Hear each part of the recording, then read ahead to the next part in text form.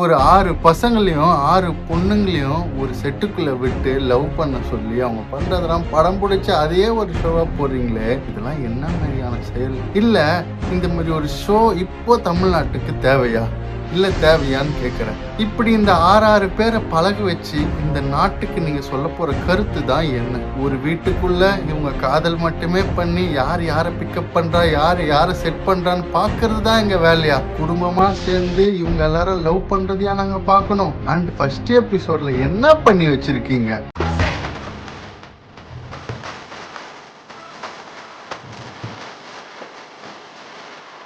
வணக்கம், அதான் உங்கள் ஐசக். இன்னைக்கு விஜய் டிவில புதுசா செகண்ட் லவ் அப்படின்ற ஒரு ஷோ வந்து இன்னைக்கு ரிலீஸ் ஆகுது. அந்த ஷோ பத்தின ஃபுல் ரிவ்யூ தான் நான் தரப்போறேன். அண்ட் இந்த செகண்ட் லவ் அப்படின்ற ஒரு ஷோ எதை பத்தினா செகண்ட் லவ் பத்தி தான். வேற என்னத்தங்க இருக்க போகுது? பட் நிறைய விஷயங்கள் இன்னைக்கான எபிசோட்ல பார்க்க முடிஞ்சது. இன்னைக்கான எபிசோடு மொத்தம் ஒருத்தவங்களோட இன்ட்ரடக்ஷன் அப்படின்ற மாதிரி இருந்துச்சு. பட் அந்த இன்ட்ரடக்ஷன்ல நிறைய விஷயத்த அவங்க சொன்னாங்க. சில விஷயங்கள் ஃபன்னா இருந்துச்சு, சில விஷயங்கள் எமோஷனலா இருந்துச்சு, சில விஷயங்கள் டாக்ஸிக்கா இருந்துச்சு, சில விஷயங்கள் உண்மையாவே பயமா இருந்துச்சு. அண்ட் இந்த ஷோ பார்க்கறதுக்கு முன்னாடி ஒரு விஷயம் மட்டும் என்னோட ஃபாலோவர்ஸ்க்கும் இந்த வியூவர்ஸ்க்கும் சொல்லிக்க விரும்புறேன். இது ஒரு முழுக்க முழுக்க என்டர்டைன்மெண்ட் ஷோ. விஜய் டிவி ஹாட் ஸ்டார்ல இது வந்து டெலிகாஸ்ட் ஆகுது. இந்த ஷோ மொத்தம் 1 hour. இதை பார்க்கணும்னு நினைக்கிறவங்க போய் ஹாட் ஸ்டார்ல ஃபுல்லா பாருங்க. இல்லப்பா எனக்கு டைம் இல்லை, 10 நிமிஷத்துல இதோட சம்மரியை கேட்டு தெரிஞ்சுக்கிறேன் அப்படின்னு சொல்றவங்க இந்த வீடியோ பாருங்க. இல்லை நான் எபிசோடையும் பார்த்துட்டேன், இந்த ஒரு வீடியோவும் பார்க்குறேன்னு சொன்னாலும் பார்க்கலாம். ஜாலியா இருக்கும், ஃபன்னா இருக்கும். அண்டு முக்கியமான ஒரு விஷயம், இது ஒரு டிவி ஷோங்க. டிவி ஷோவை மட்டும் பாருங்க. தேவையில்லாம நான் முன்னாடி கேட்ட கேள்விகள்லாம் நம்ம கேட்க வேணாம். இது செகண்ட் லவ் அப்படின்ற ஒரு லவ் ஷோ. ஆக மொத்தத்துல இது ஒரு டிவி ஷோ. இந்த ஒரு டிவி ஷோ 5 வாரம் நடக்க போகுது. இந்த 5 வாரமும் நம்ம இதை பத்தி ரிவ்யூ போட போறோம். இதுல நிறைய பேரை நம்ம தூக்கி பேசலாம், இறக்கி பேசலாம், நிறைய பேர் அடிக்கலாம். அண்ட் இதுல பார்ட்டிசிபேட் பண்ண கண்டஸ்டன்ஸும் இந்த வீடியோ பார்த்தா பர்சனலா எடுத்துக்காதீங்க, எல்லாம் ஒரு ஷோக்காக மட்டும்தான். சரி, இப்போ எபிசோட்குள்ள போகலாம். இன்னைக்கான எபிசோட்ல ஆரம்பமே ஒரு 3-4 பேரை உட்கார வச்சு சோகா முகத்தோட நான் காதலில் ஏமாந்துட்டேன், ஒரு வாட்டி தான் என் லைஃப்ல காதல் வரும், நான் கல்யாணம் பண்ணி ஏமாந்ததுக்கு அப்புறம் யார் மேலேயுமே எனக்கு நம்பிக்கை இல்லை அப்படின்னு பல சோக முகங்களோட பல பேரோட டாக்குமெண்ட்ரி மாதிரி ஃப்ரண்ட்ல கேமரா வச்சு எடுத்திருந்தாங்க. அதோட இந்த ஷோ ஓப்பன் ஆகுது. அங்கிருந்து ஷோ ஓப்பன் பண்ணா மங்களகரமா சாரியில நம்ம ரம்யா கிருஷ்ணன் மேடம் பார்க்க என்ன அழகா இருக்காங்க. அவங்க இந்த ஷோ பத்தின ஒரு சின்ன இன்ட்ரோ, அதாவது வாழ்க்கையில காதல்ன்ற ஒரு பூ ஒரு வாட்டி மட்டும் பூக்கிறது இல்லை, அது இன்னொரு வாட்டியும் பூக்கும். அதனால ஃபர்ஸ்ட் லவ்ல தோல்வி அடைஞ்சிட்டா வாழ்க்கை தோல்வி அடைஞ்ச மாதிரி இல்லை, செகண்ட் லவ் அப்படின்ற ஒரு விஷயம் இருக்கு. அப்படி காதல்ல தோத்த ஒரு 12 பேரை பொறுக்கி எடுத்துட்டு வந்து இந்த செட்டுக்குள்ள வச்சு அவங்களுக்கு செகண்ட் லவ் நாங்க செட் பண்ணி விட போறோம். ஒரு 6 பொம்பளைகள் ஒரு 6 ஆம்பளைகள் ஒன்னா சேர்த்து இந்த ஆத்துக்குள்ள காதல் பண்ண வைக்க போறோம் அப்படின்ற ஒரு இன்ட்ரோடக்ஷனை கொடுத்து ஷோ ஆரம்பிக்கிறாங்க. ஷோ ஆரம்பிக்கும் போது கண்டஸ்டன்ஸோட என்ட்ரி, முதல் என்ட்ரியா பிரியங்கா மோனிஷா அப்படின்னு 2 அழகான பெண்கள் என்ட்ரி கொடுத்தாங்க. அவங்களோட ஏவில அழகா கூந்தலை இப்படி தூக்கி போட, இப்படி இறக்க, அவங்கள பத்தின வாய்ஸ் ஒரு பின்னாடி ஓட, அவங்களோட குட்டி குட்டி என்ட்ரியோட இந்த ஷோக்குள்ள என்ட்ரி ஆகுறாங்க. இதுல பிரியங்கா என்ன சொல்றாங்கன்னா, நான் பாக்குறதுக்கு தான் மாடர்னா இருப்பேன், ஆனா ட்ரெடிஷ்னலான பொண்ணு, நான் ட்ரெடிஷ்னலா தான் ட்ரெஸ் பண்ணுவேன், ஆனா மாடர்னான பொண்ணு. என்னமா சொல்ல வர? சரி, நான் ஒரு மாடர்னான பொண்ணு, அட் த சேம் டைம் ட்ரெடிஷ்னலான பொண்ணு இந்த ஷோக்குள்ள வந்திருக்கேன் அப்படின்ற மாதிரி அவங்களோட இன்ட்ரோடக்ஷனை கொடுத்தாங்க. அண்ட் இவங்களோட காதல் எதனால பிரேக்கப் ஆச்சுன்னா அது ஏவிலேயே சொல்லியிருந்தாங்க. SRY சாரி அப்படின்ற ஒரு 2 வார்த்தையில என்னோட லவ்வே பிரேக்கப் ஆயிடுச்சு. அதை பத்தி நான் தெளிவா சொல்றேன்னு இன்ட்ரோவோட உள்ள வந்தாங்க. பிரியங்கா மோனிஷான்னு 2 பேர் உள்ள வந்ததுக்கு அப்புறம் அவங்க பின்னாடியே மேகா அண்ட் வீணா அவங்க பின்னாடி என்ட்ரி கொடுத்தாங்க. அண்ட் சொல்ல மறந்துட்டேன், இந்த ஷோல ரம்யா கிருஷ்ணன் மேடம் மட்டும் ஹோஸ்ட் இல்லைங்க, குறுக்க இந்த கௌஷிக் வந்தா அப்படின்னு நடுவில் நம்ம ஸ்ருதி இருக்காங்க இல்லையா, அவங்கள பக்கத்து ரூம்ல உட்கார வச்சு கையில ஒரு பாப்கார்னை குத்து டிவியில இந்த விஷயங்கள் எல்லாம் ஓட விட்டு நடுவில் அவங்களும் பேசுற மாதிரியான விஷயங்களும் பண்ணியிருக்காங்க.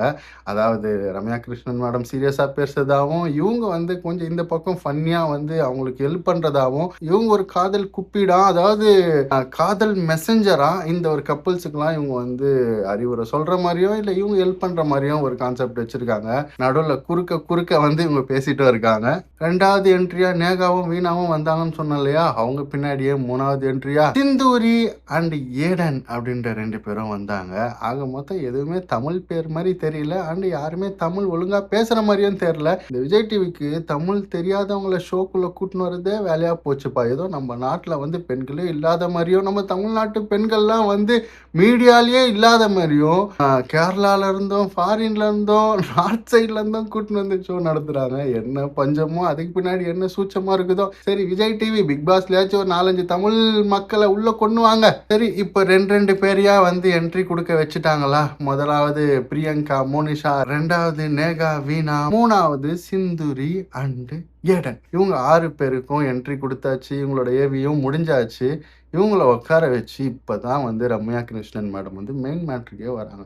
என்னதான் ஆச்சு உங்களுக்கு? உங்க காதல் எதனால புட்டுக்குச்சு அப்படின்ற ஒரு சீரியஸான விஷயத்த கேட்கறாங்க. இந்த ஒரு தருணத்துல ரம்யா கிருஷ்ணன் மேடம சொல்வதெல்லாம் உண்மை லட்சுமி ராமகிருஷ்ணன் மேடமாவே பார்த்தேன். கிருஷ்ணன் ஒத்து போதில்ல. சரி, இருக்கட்டும். அந்த மாதிரி தான் இருந்துச்சு. உட்கார வச்சு என்னதாமா பிரச்சனை, என்னதான் உங்க ஃபர்ஸ்ட் லவ் காட்சி, எதுக்கு தான் இங்க வந்திருக்கீங்க, இந்த செகண்ட் லவ்ல என்னதான் எதிர்பார்க்குறீங்க அப்படின்ற ஒரு விஷயத்த கேட்டாங்க. இங்கதான் ஒரு சீரியஸான விஷயமே இருக்கு. நிறைய பேர் நிறைய விஷயத்த ஷேர் பண்ணாங்க. உண்மையாவே இந்த ஒரு ஷோ இங்க தாங்க ஹைப் ஆச்சு.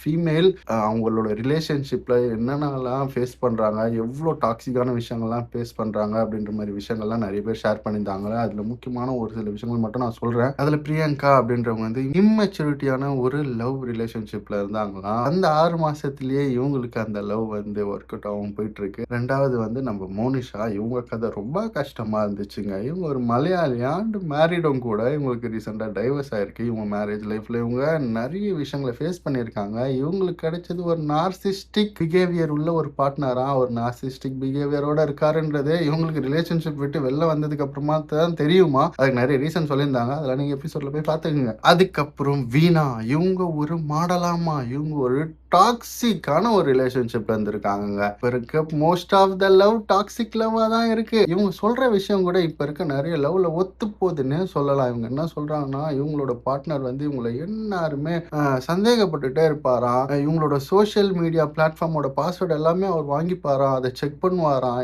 எப்ப பாரு சந்தேகப்பட்டுக்கிட்டே தான் இருப்பாராம். துளி அளவு கூட இவங்க மேல ட்ரஸ்டே இல்லைன்னா பாத்துக்கோங்களேன். அதனால அந்த ஒரு ரிலேஷன்ஷிப்பை விட்டு வெளியே வந்துட்டு இருக்காங்க. அதெல்லாம் தாண்டி இவங்களோட ரிலேஷன்ஷிப் ஒரு லாங் டிஸ்டன்ஸ் ரிலேஷன்ஷிப்பா. பாத்தீங்களாங்க, கூட இருக்கிறவங்கள விட லாங் டிஸ்டன்ஸ்ல பிரிஞ்சு இருக்கவங்களுக்கு தான் சந்தேகம் டாக்ஸிக்லாம் கொஞ்சம் ஹெவியா இருக்கு. ஸோ லாங் டிஸ்டன்ஸ் ரிலேஷன்ஷிப்ல இருக்கவங்களாம் கொஞ்சம் பார்த்து இருங்க. இந்த டாக்ஸிசிட்டிலாம் நீங்க கண்டிப்பா வந்து ஃபேஸ் பண்ணுவீங்கன்னு நினைக்கிறேன். ஏன்னா தூரமா இருக்கிறதுனால நிறைய சந்தேகம்லாம் வரும் போல இருக்கு. பார்த்து இருங்க. அண்ட் ஏடன் அப்படின்றவங்க வந்து அபியூசிவ் ரிலேஷன்ஷிப்ல இருந்திருக்காங்க. அதுவும் 5 வருஷம் இருந்திருக்காங்க. பிசிக்கலா எந்த அபியூஸும் பண்ணலையா, ஆனா மென்டலா அபியூஸ் பண்ணிருக்காங்க. நிறைய பேருக்கு இந்த மென்டல் அபியூஸை பத்தி தெரிய மாட்டேங்குது. ஒரு பார்ட்னர் பிசிக்கலா அபியூஸ் பண்ணா மட்டும்தான் அது அபியூஸ்ன்ற மாதிரி நினைச்சிட்டு இருக்காங்க. அந்த மென்டல் அபியூஸை பத்தி நான் எப்படி வெளியில சொல்லுவேன், இதை புரிய வைக்கவே முடியாது அப்படின்னு ரொம்ப மன வருத்தத்தோட சொல்லியிருந்தாங்க. மென்டல் அபியூஸ் பண்றவங்க ரொம்ப கஷ்டங்க. பிசிக்கல் அபியூஸ் கூட 4 அடியை வாங்கிட்டு தொடச்சிட்டு போயிடலாம். மென்டல் அபியூஸ்ன்றது நம்ம மனசை போட்டு பிழிகிற மாதிரி, நம்ம மனசை நோகடிக்கிற மாதிரி. உடம்பு வலியை ஒரு சில பேர் பாக்குறாங்களே தவிர மனசு வலியை யாரு பாக்குறா. அண்ட் நேகா அப்படின்றவங்க வந்து ஒரு கண்ட்ரோல் ரிலேஷன்ஷிப்ல இருந்திருக்காங்க. ரொம்ப சின்ன வயசுல இவங்க ரிலேஷன்ஷிப்ல போயிட்டு இருக்காங்க. ஒரு 17 வயசுல இவங்களுக்கு மெச்சூரிட்டி இல்லாம இருந்திருக்கு. இவங்களோட பார்ட்னர் இவங்களோட 10 வருஷம் பெரியவரா. ஆனா முக்கியமான விஷயம், அவருக்கு ஆல்ரெடி கல்யாணம் ஆயிடுச்சான். ஆல்ரெடி அவருக்கு கல்யாணம் ஆனது தெரியாமலே இவங்க அவங்க கூட ரிலேஷன்ஷிப்ல இருந்திருக்காங்க. அவரை ரொம்ப நம்பியிருக்காங்க போல இருக்கு. பாவம், அந்த எல்டர்லி அந்த கேரை வந்து ரொம்ப நம்பிட்டு இருக்காங்க. அந்த நம்மளை விட வயசு அதிகமா இருக்கவங்க நம்ம மேல நிறைய கேர் காமிப்பாங்களா, அந்த ஒரு பாசத்துல விழுந்துட்டு இருக்காங்கயா. அதுக்கப்புறம் சிந்தூரி, இவங்க வந்து அபண்டன்ட் அப்படின்ற ஒரு ரிலேஷன்ஷிப்ல இருந்திருக்காங்க. அதாவது என்னன்னா, இவங்களுக்கு சின்ன வயசுல இவங்களோட அப்பா அம்மா 2 பேரும் இறந்துடுறாங்க. இவங்க வந்து அவங்களோட சொந்தக்காரங்க கிட்ட தான் வளர்றாங்க. இவங்களுக்கு அந்த சின்ன வயசுல இருந்து ஒரு காம்ப்ளெக்ஸ் இருந்துகிட்டே இருக்குது. இவங்க இருந்த ரிலேஷன்ஷிப்லுமே இவங்களுக்கு யாருமே இல்லைன்றதை வச்சு இவங்களோட பார்ட்னர் வந்து இவங்களை ரொம்ப ஹர்ட் பண்ணுவாராம். அதை சொல்லி சொல்லி காட்டுவாராம். எனக்கு ரொம்ப கஷ்டமா இருக்கும் அப்படின்ற மாதிரி சொல்லியிருந்தாங்க. இதெல்லாம் தான் இவங்க வந்து ஃபர்ஸ்ட் ரிலேஷன்ஷிப்ல கஷ்டப்பட்ட விஷயங்க அப்படின்ற மாதிரி ரம்யா கிருஷ்ணன் மேடம் கிட்ட ஷேர் பண்ணாங்க. இதெல்லாம் இருக்கட்டும், இவங்களோட ஃபர்ஸ்ட் லவ் பத்திலாம் சொன்னதுக்கு அப்புறம் நம்ம தலைவன்களோட என்ட்ரி அப்புறம் தான் கொடுத்தாங்க. 6 ஆம்பளேல் உள்ள வரணும் இல்லையா? இதுல என்ன ட்விஸ்ட் வச்சாங்கன்னா 6 ஆம்பளேலோட என்ட்ரியுமே இவங்க பாக்குற மாதிரியும், பட் அவங்களோட ஃபேஸ் கம்ப்ளீட்டா டார்க் பண்ணிட்டு அவங்களோட சின்ன சின்ன இன்ட்ரோ மட்டும் தான் கொடுத்தாங்க. அவங்க ஃபேஸை இவங்களால பார்க்க முடியாது. அவங்க வெறும் அவங்க குரலை வச்சு இவங்க வந்து இவங்களுக்கு யாரை பிடிச்சிருக்கு, ஃபர்ஸ்ட் இம்ப்ரெஷன் யாரை பிடிச்சிருக்கு அப்படின்னு சூஸ் பண்ணோம். அதுதான் இந்த டாஸ்க்கு. அதில் ஒருத்தராக வந்து அவங்களை இன்ட்ரோ பண்ணிக்கினாங்க. ரொம்ப ஷார்ட்டாக சொல்லிடுறேன்.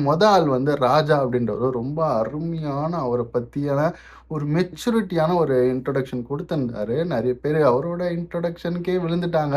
ரெண்டாவது தேஜஸ் அப்படின்றவர், இவர் ஆரம்பத்தில் இங்கிலீஷில் பேசினாரு. என்னடா இங்கிலீஷில் பேசுகிறாருன்னு பார்த்தா இவர் ஒரு அமெரிக்கனா, சாரி இவர் வந்து தமிழனா.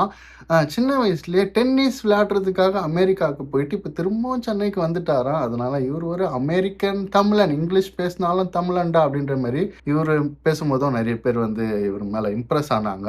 அண்டு மூணாவது அபீத் அப்படின்றவர், இவர் ஒரு ஜிம் கை, ஸ்போர்ட்ஸ் மேன், ரொம்ப ஸ்பீடாக இருப்பாராம். இவர் வந்து இவரோட இன்ட்ரோ கொடுத்தாரு, நான் உங்களை எப்படி பார்த்துப்பேன், நான் அப்படி பார்த்துப்பேன். ஒருத்தரும் வந்து உங்களோட குவாலிட்டிஸ் எல்லாம் சொல்லிட்டு இருந்தாங்க. அதுல 4வது வந்து வெக்கேப்பா, இவரோட இன்ட்ரோ சத்தியமா செம்ம பாசிட்டிவா இருந்துச்சுங்க. எனக்கு உண்மையாவே இவ்வளவு நேரம் ரொம்ப எமோஷனலா ஒரு மாதிரி டார்க்கா டல்லா போற மாதிரி இருந்துச்சு. தலைவன் வெக்க உள்ள என்ட்ரி ஆகும் போது ஏதோ ஒரு பாசிட்டிவிட்டி, தலைவன் கலன்னு உள்ள வந்தான்ப்பா. தலைவனோட என்ட்ரியே வந்து நான் நல்லா சமைப்பேன், என்ன நீங்க சூஸ் பண்ணீங்கன்னா என்ன கிடைக்குதோ இல்லையோ நல்ல சோறு கிடைக்கும் அப்படின்னு மாதிரி ரொம்ப சிம்பிளான, ரொம்ப ஒரு ஹியூமரஸான ஒரு இன்ட்ரோ அவரை பத்தி கொடுத்திருந்தாரு. எனக்கு ரொம்ப பிடிச்சிருந்துச்சு. அண்ட் 5வது தினேஷ், இவர் மியூசிஷியனா, இவர் ரொம்ப ஜாலியான கேரக்டர், ரொம்ப கூல் ஃப்ரீயான கேரக்டர். நான் என் கூட பேசுனீங்கன்னா நான் வந்து ரொம்ப கூலா இருப்பேன், ஜாலியா இருப்பேன்ற மாதிரி ரொம்ப கூலான இன்ட்ரோ கொடுத்திருந்தாரு. இவர் ஒரு மியூசிஷியனும் கூட, இவர் கிட்டாரும் கீபோர்டும் வாசிப்பாராம். அதுக்கப்புறம் ஃபைனலா நம்ம பிக் பாஸ் ஃபேம் அசீம் எப்போதும் போல ரொம்ப போல்டான ஒரு இன்ட்ரோ கொடுத்திருந்தாரு. அதாவது நான் ரொம்ப மெச்சூர்டா எல்லா விஷயத்தையும் ஹேண்டில் பண்ணுவேன், ரொம்ப சைல்டிஷா இருக்க மாட்டேன், உங்களோட எல்லா சுச்சுவேஷன்லயும் உங்க பின்னாடி நிற்பேன் அப்படின்ற மாதிரி ரொம்ப போல்டான ஒரு மெச்சூர்டு இன்ட்ரோ கொடுத்திருந்தாரு. இவரும் நிறைய பேருக்கு பிடிச்சது போல இருக்கு. அண்ட் இவங்க இப்போ இன்ட்ரோ பண்ணதுக்கு அப்புறம் என்ன நடந்துச்சுன்னா, ரம்யா கிருஷ்ணன் மேடம் வந்து இவங்களெல்லாம் சூஸ் பண்ண சொன்னாங்க. இப்போ இவங்க பேசுனதுல உங்களுக்கு யாரை பிடிச்சிருக்கு, அவங்க பேசுறதை வச்சு மட்டும் நீங்க சூஸ் பண்ணுங்க அப்படின்ட்டு சூஸ் பண்ண சொன்னாங்க. ஒருத்தர் ரெண்டு பேரெல்லாம் சூஸ் பண்ணாங்கப்பா. அசீமை சூஸ் பண்ணாங்க, நம்ம வெக்கேவை சூஸ் பண்ணாங்க. ஒருத்தங்க எந்த காரணமே கிடையாது, தலைவன் சமைக்கிறான்ட்டான், அதுக்கப்புறம் இதுக்கு மேல என்ன வேணும் சமைச்சு போடுவான் அப்படின்ற மாதிரி. ஒரு சில பேர் வந்து இந்த ராஜான்றவர் வந்து பேசுறதே ரொம்ப, அவரோட வாய்ஸே ரொம்ப பிடிச்சிருக்குன்றதுக்கெல்லாம் சூஸ் பண்ணாங்க. சரி, இப்படி ஆளுக்கு ஒருத்தரை சூஸ் பண்ணதுக்கு அப்புறம் நம்ம தலைவன்களோட என்ட்ரி, அவங்க உள்ளுக்குள்ள வந்து ஒரு 6 பேர் உள்ள வந்து அவங்களோட சோக கதையெல்லாம் ஷேர் பண்ணிட்டு இருந்தாங்க. அவங்களோட பாஸ்ட் லைஃப் எப்படி இருந்துச்சு, யார் எப்படி ஏமாந்தாங்க அப்படின்ற ஒரு விஷயத்தெல்லாம் சொல்லியிருந்தாங்க. அதெல்லாம் டீட்டெயிலாக நம்ம பேச வேணாம். எல்லாருக்குமே தெரிஞ்ச ரீசன் தாங்க. டாக்ஸிக்கா இருந்தாங்க, என்னை நம்பல, இதனால நான் லூஸ் பண்ணிட்டேன், நான் இம்மெச்சூரிட்டியா இருந்தேன் அப்படின்னு நம்மளுக்கு எல்லாமே தெரிஞ்ச ரீசனை தான் அவங்க சொன்னாங்க. ஓவரால் இந்த எபிசோட் 1ல செல்ஃப் இன்ட்ரோடக்ஷன் மட்டும் தான் இருந்துச்சு. ஒருத்தர் வந்து அவங்கள பத்தி சொல்லியிருக்காங்க, இப்பதான் உள்ள வந்திருக்காங்க. இது ஒரு 5 வாரம் நடக்க போது. டெய்லி ஈவினிங் வந்து இந்த டெலிகாஸ்ட் பண்ண போறாங்க.